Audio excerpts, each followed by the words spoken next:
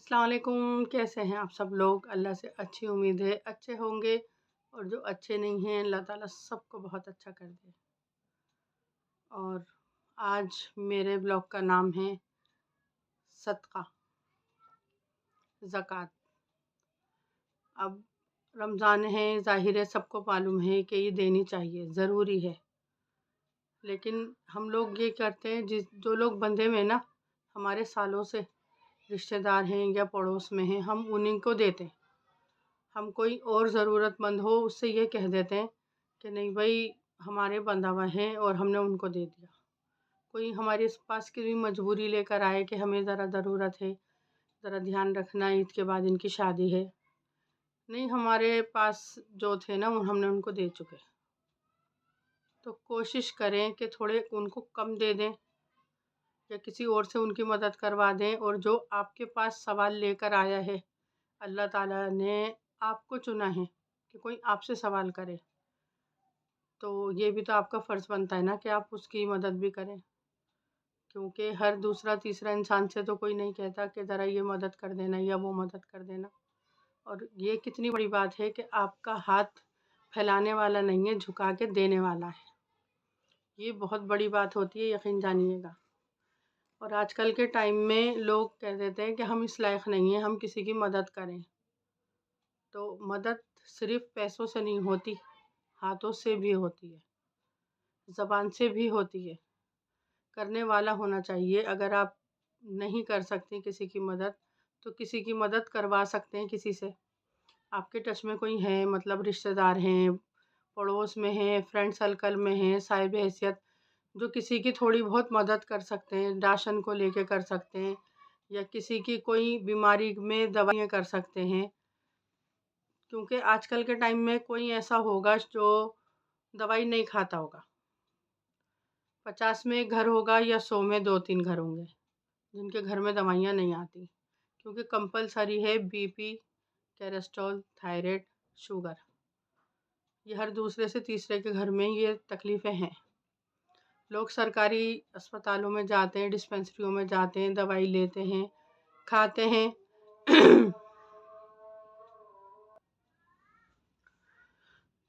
دوائیاں لوگ کھاتے ہیں ڈسپنسریوں سے، اسپتالوں سے، اور لیکن کچھ لوگ ایسے ہوتے ہیں کہ ان کی ہمت ہی نہیں ہوتی رمضان میں کہ ہم اسپتال جائیں اور دوائی لے کر آئیں۔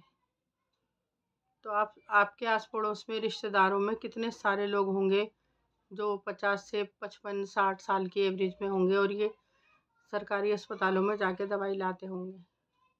کوشش کریں کہ ان کی دوائی کے لیے کچھ رقم کہہ دیں کہ بھائی چلو اسپتال رمضانوں میں نہ جاؤ، پرائیویٹ دوائی کھا لو، یا اپنی دوائی کے لیے پیسے رکھ لو۔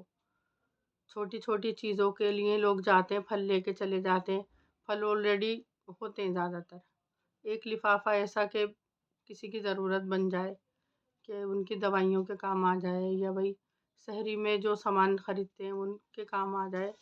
روزمرہ کی ضرورتیں بہت ساری ہوتی ہیں، ہر ضرورت کا نام ہر انسان جانتا ہے، لیکن کسی کی کیسے مدد کرنی ہے یہ سوچیں ذرا سا تو فوراً ذہن میں آ جائے گا کہ اس کی مدد میں کیسے کر سکتا ہوں۔ کوئی چھوٹا سا بھائی ہمارے گھر میں یہ فنکشن تھا، آپ لوگ آئے نہیں تھے، آپ یہ رکھ لو، یا مجھے اس چیز میں بینیفٹ ہو گیا اور میں بہت زیادہ خوش ہوں، اس ٹائم میں مٹھائی نہیں لا پایا آپ کے لیے، آپ خود خرید لینا، یہ لے لیجئے۔ حالانکہ آپ کا کوئی ایسا بینیفٹ نہیں ہوا، کوئی آپ کو ترقی نہیں ملی، لیکن دوسروں کی مدد کرنے کے لیے اگر شاید یہ چھوٹا سا جھوٹ بولا جائے نا تو جھوٹ میں بھی نہیں لکھا جائے گا، کیونکہ آپ کی نیت اور نظر اللہ جانتا ہے کہ کیسی ہے۔ تو ڈھونڈیں ان لوگوں کو اپنے خاندان میں، پڑوس میں، جو لوگ کہہ نہیں پاتے کہ ہمیں کتنی ضرورت ہے، اور آپ ان کو کچھ دے سکیں۔ ضروری نہیں ہے بھر مٹھی دے سکیں، اگر کچھ رقم تھوڑی سی بھی ان کے پاس پہنچ گئی نا، یقین جانیے گا ان کے چہرے پہ جو مسکراہٹ آئے گی نا وہ اللہ کے پاس ضرور پہنچے گی، جو اس کے دل سے دعا نکلے گی، جو وہ کہے گا کہ اللہ آپ کی تندرستی دے، اللہ آپ کے حفظ و امان میں رکھے، اللہ آپ کے کاروبار میں خیر و برکت دے، تو اللہ ضرور سنے گا۔ یہ دعائیں کبھی کسی کی خالی نہیں جاتی، جو انسان دل خوش ہو کے دیتا ہے، یا کسی کا انسان جیسے کہتا ہے نا किसी का दिल दुख गया तो बद्दुआ ज़रूर लगती है, ये बात मैं मानती हूँ हर 101%। अगर हमने किसी का दिल दुखाया है या किसी की वजह से किसी की आंख में आंसू आए हैं तो अल्लाह सुनता है। अब नहीं होगा, आपका नुकसान आगे चल के ज़रूर होगा। तो कोशिश करें किसी की मुस्कुराहट बनने की, किसी के चेहरे पे स्माइल लाने की। रोज़े में कोई आपको दुआ दे दे, ये बहुत बड़ी बात है। दुआएं कभी किसी की खाली नहीं जाती। और दुआओं के तलबगार सेठ होते ना, जो अमीर से अमीर, वो भी होते हैं, क्योंकि उनके पास सब कुछ होता है। लेकिन कुछ चीज़ें ऐसी होती हैं जो कहकर भी नहीं कह पाता इंसान कि हमारे पास ये नहीं है। अल्लाह सबका भले में हमारा भला करे, बस यही दुआ मांगी जाती है। और एक तंदुरुस्ती 1000 नियामत नहीं, मैं कहती हूँ करोड़ नियामत है। मैं सालों से दवाई खाती हूँ, मुझे ब्लड प्रेशर है, थायराइड है 18 साल से, और 19 साल से मुझे बीपी रहता है। मैं उनकी दवाइयाँ खाती हूँ, अल्लाह उसमें शिफा दे और मैं जल्दी ठीक हो जाऊँ। लेकिन अभी जो साल भर से शुगर हुई है ना, उससे बहुत दिल डरने लगा। इम्यूनिटी कमज़ोर हो जाती है इन तकलीफ़ों में। लेकिन इन सब लोगों की जो दुआएं मुझे मिलती हैं ना, मेरे चेहरे पे एक बड़ा सा स्माइल ले आती है। मैं अल्लाह का शुक्र अदा करती हूँ, इन दुआओं में मैं हूँ और मैं जल्दी सही होंगी, मैं जल्दी फिट हो जाऊँगी।